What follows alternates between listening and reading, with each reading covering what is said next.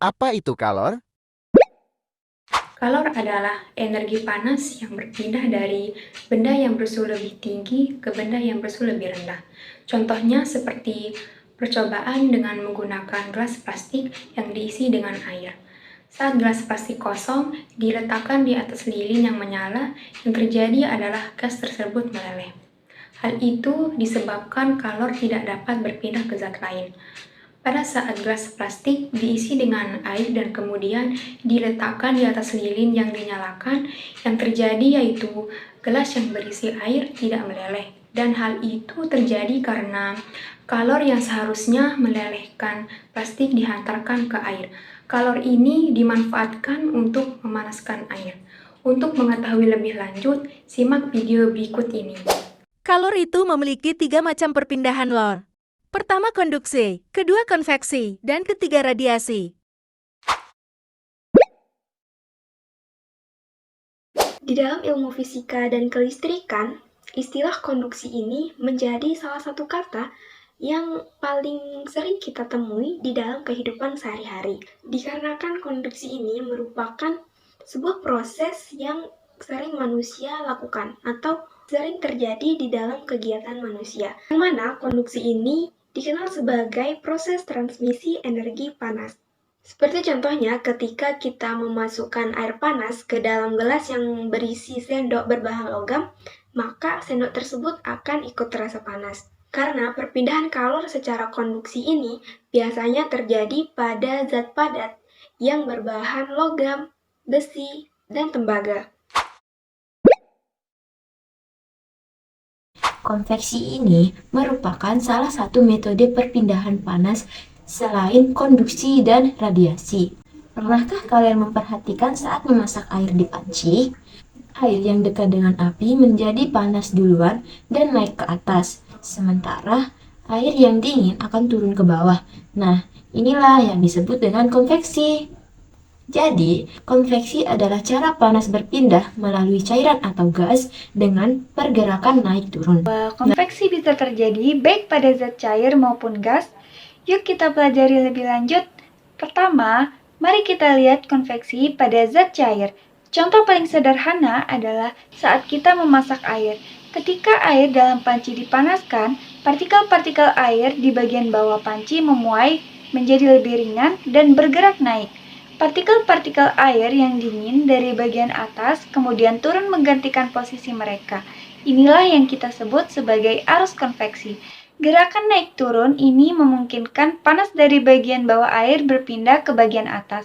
Proses ini membentuk pola aliran air yang dikenal sebagai arus konveksi. Contoh lain dari konveksi pada zat cair bisa kita lihat saat memasak kedelai atau bahan makanan lainnya. Partikel-partikel makanan juga bergerak naik dan turun, memastikan semuanya matang secara merata. Sekarang, mari kita lihat konveksi pada zat gas. Contoh yang menarik adalah balon udara. Saat balon udara dipanaskan, udara di dalamnya memuai, menjadi lebih ringan, dan membuat balon mengembang dan naik ke udara.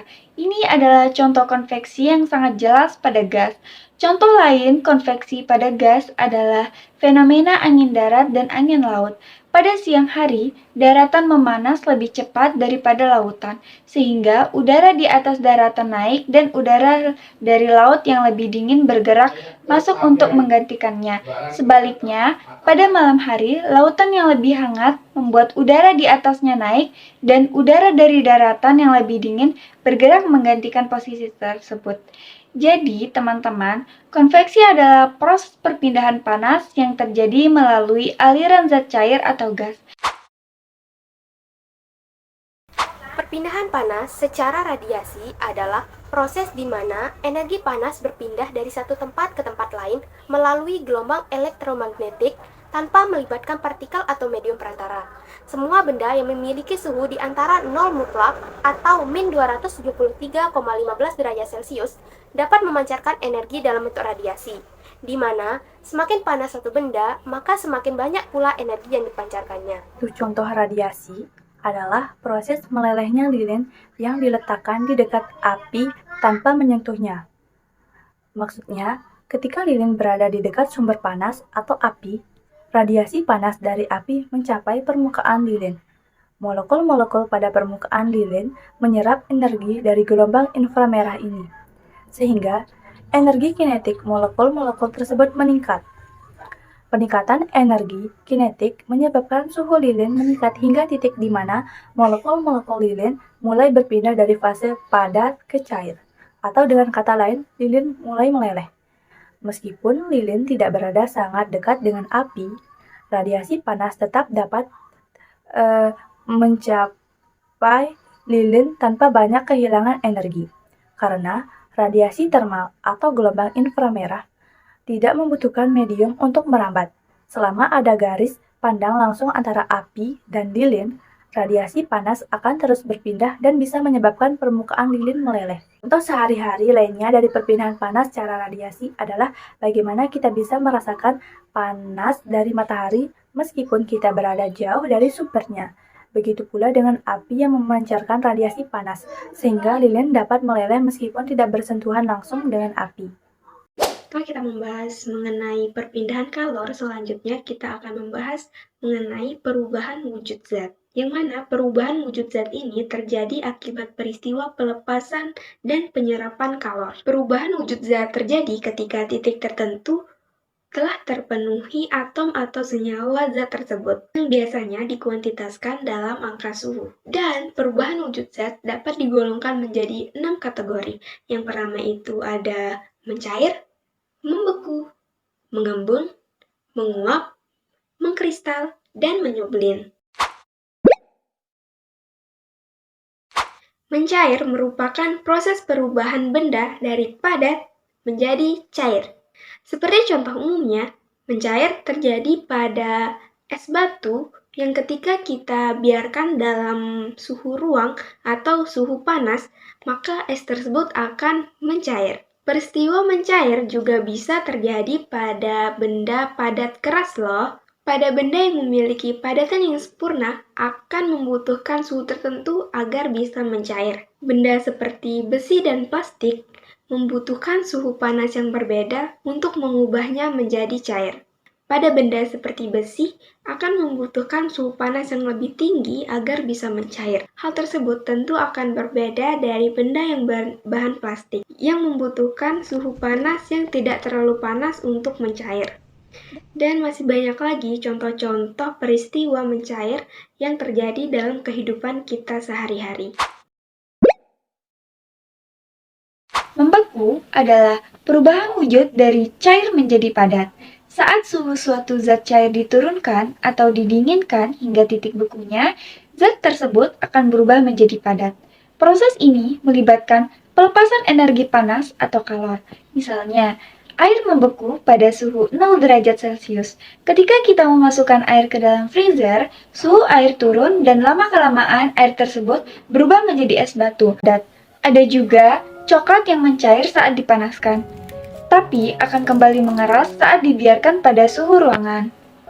Hal ini menunjukkan bahwa titik beku setiap zat berbeda-beda, tergantung pada sifat zat tersebut. Jadi, teman-teman, itulah proses membeku dalam kehidupan kita sehari-hari. Tahukah kalian, ketika udara malam sangat dingin sekali, maka di pagi harinya akan muncul embun di daunan?